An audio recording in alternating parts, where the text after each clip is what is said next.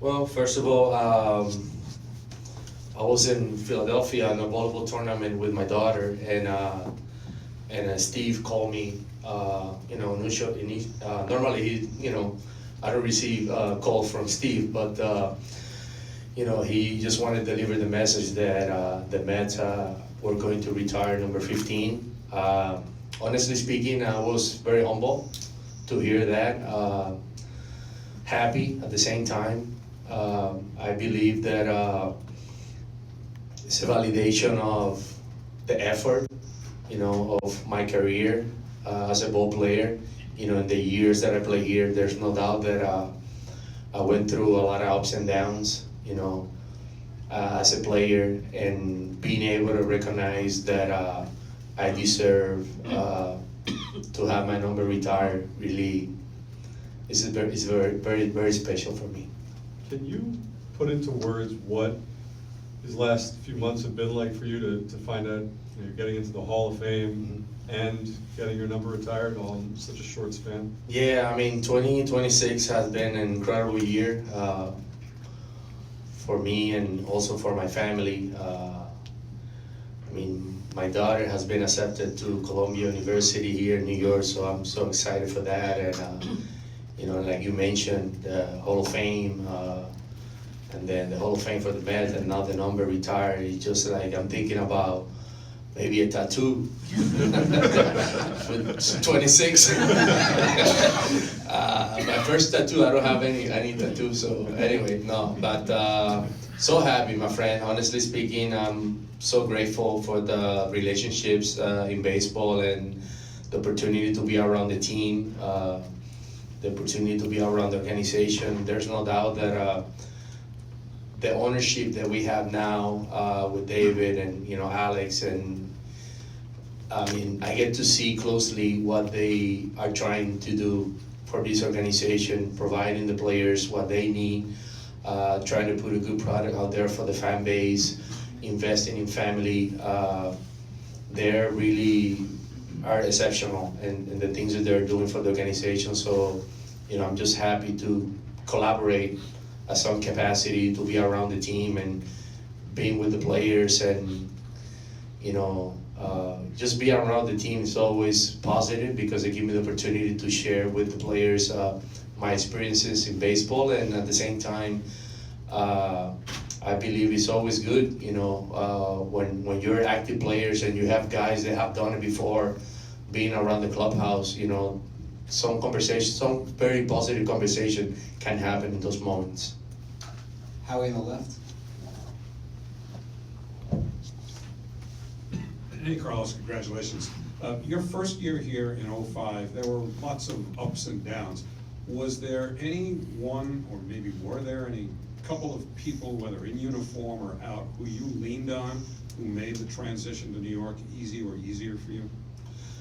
Well, I have to say that when I came to New York, I came from Kansas City and a little bit of time in Houston, and there's no doubt that New York is a different place to play baseball. The attention that you receive here as a baseball player, understanding the amount of people, media, right, that you have to be available after the games is different than any city. I played for 6 different organizations in baseball, and I never experienced in New York what I experienced in other organizations. So I didn't really understood the magnitude of playing in New York City.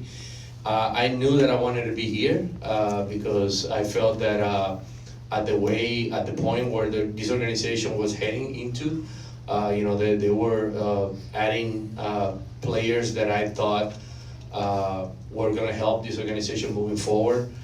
I will say that there were a few moments in that year. I pulled my quad. I tried to play through pain and didn't really work out. I had a collision with Mike Cameron in the outfield. I missed like 3 games, and I tried to get back, and I didn't feel good coming back, but I felt like that responsibility to be there for the team. So it was a tough year. Thanks God the year after I had a better year, and and after that, I felt like I was able to find my rhythm, and I was able to understand a lot of things playing in New York. So that's why I always say that when I'm around the team, and sometimes we get into trades about adding players to the organization, I feel that sometimes you have to dig deep into see if that player wants to come to a city like New York, where that attention is going to be different, and at the same time, I always try to put myself available to have conversation with those players, just to share my experience.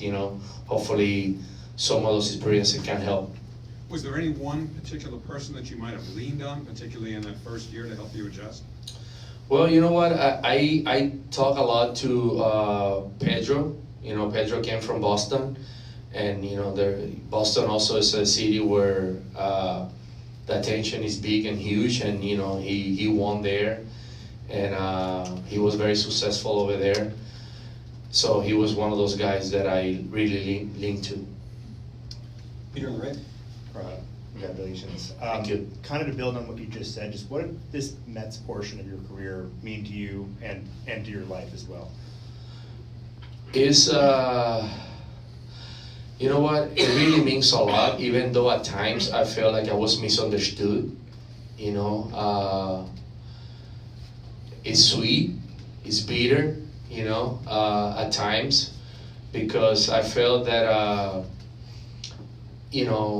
there were moments where I was doing everything possible to try to connect with the fan base, and for some reason, at times it was hard because the message that was delivered sometimes out there about me didn't allow me to connect with the fans.